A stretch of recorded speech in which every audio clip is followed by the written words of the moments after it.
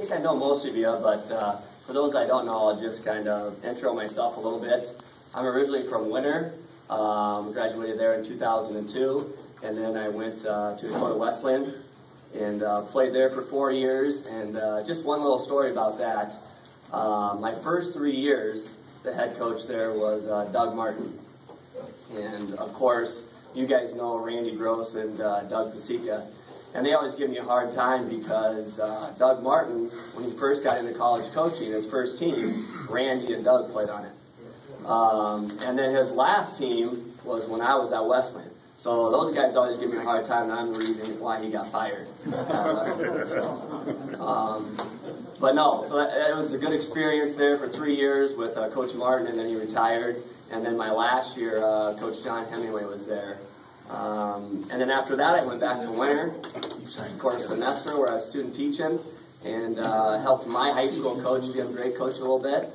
And then 2 years after that, I was actually with Coach Thorson at Mount Marty for an assistant with him, and learned a lot of basketball with him, and you know, a lot of the same things that they're doing over there we're doing.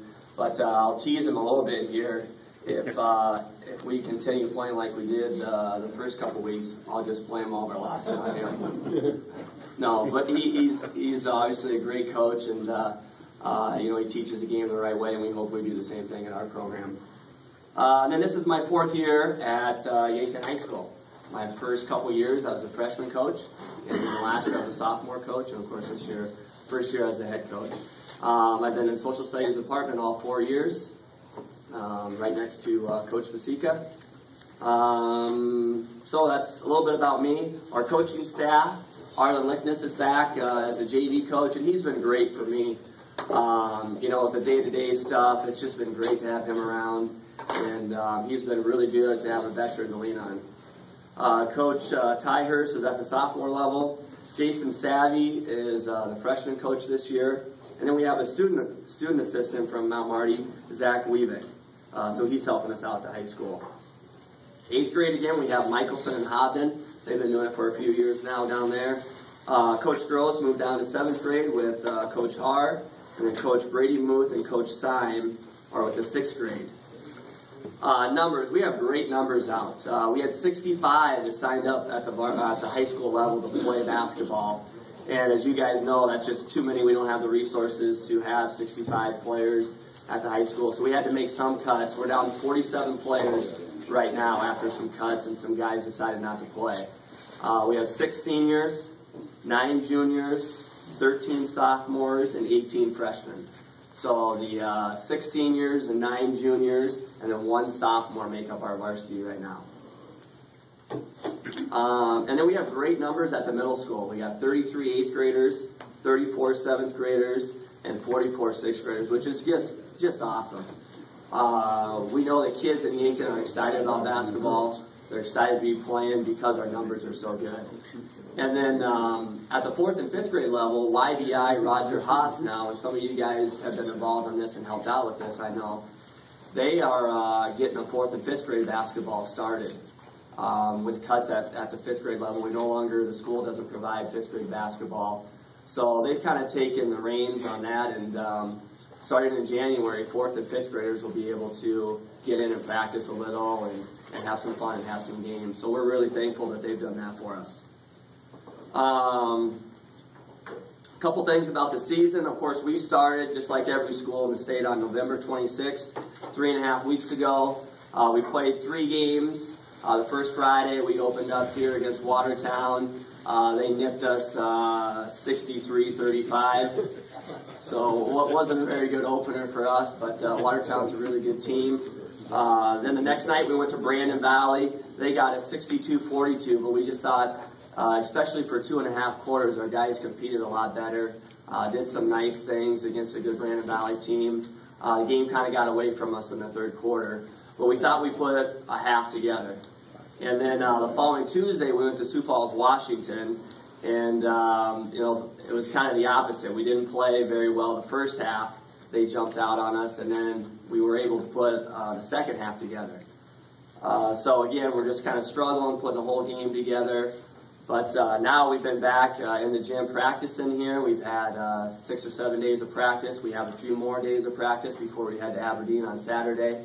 So we've been able to address some things, work on some things. Right now it seems like we're one step forward, one step back. We're kind of in that realm. But we do think that the kids are really working hard. It's not because of a lack of effort. It's just it's going to take time with a new system. Terminology and all that kind of stuff to get broken and get to where we want to be.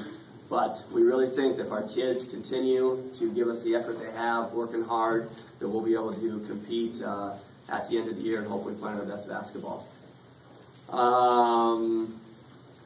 Just a little bit about our schedule. Of course, we play 14 ESD games, and then we play the 14 fall school. So we have 18 games this year. That's 2 less. We could play 20, but of course next year Harrisburg's coming into the ESD, so that will give us our 20 games for next year. But this year we're just playing 18 games. As you guys know, the ESD really tough again. Pierre, the preseason heavy favored. Everyone that I talked to thought they were probably the favorite to win the state title. But now you see how good AA basketball is. Here we're a couple weeks into it, and Pierre's 2-2. So just again, it goes to show you the depth of not only the ESD, but AA basketball in general. So with that, if you guys have any questions on our team or the schedule or anything else in the program that we're doing, I'd love to answer them. Is the team going to wear green tonight to play Pierre? We are, yes. And actually we had, everybody knows, he's referring to the Pierre kid that's a bad deal, unfortunately. He had cancer in his leg, Conrad Adam, and had to have his leg amputated. And he's just a great kid, was a really good player. Probably an all-state caliber player the next 2 years. He's just a junior. And kind of everybody knows him. We have a couple of guys on our team that know him, Ryan Olson and JJ Hina. So they're kind of the ones that have kind of grabbed this and ran with it. It wasn't led by me.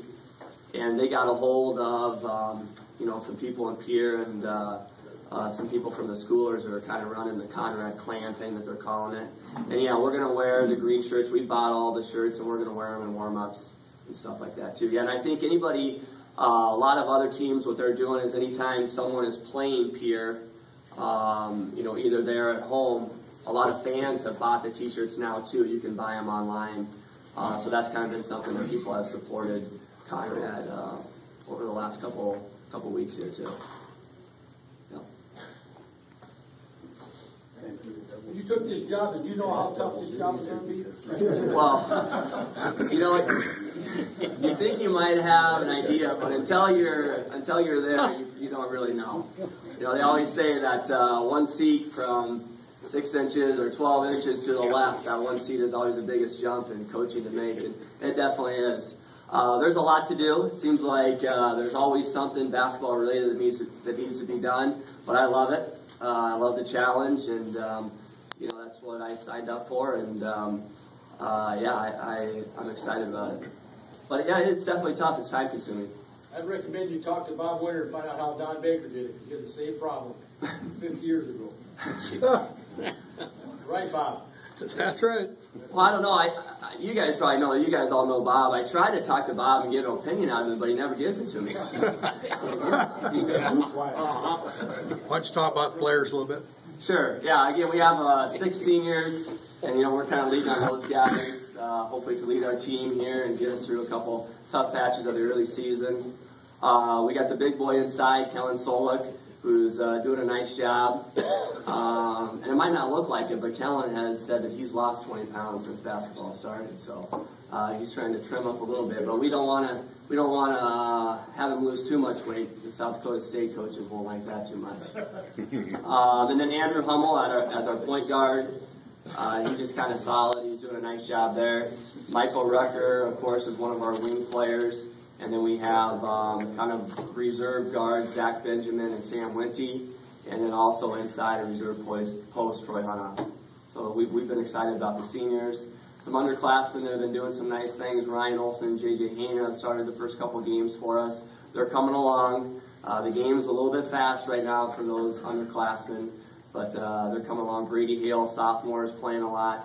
Landon Breen's another junior that's playing a lot. All those guys, they're coming along. The game's pretty fast for them right now, but they're getting there.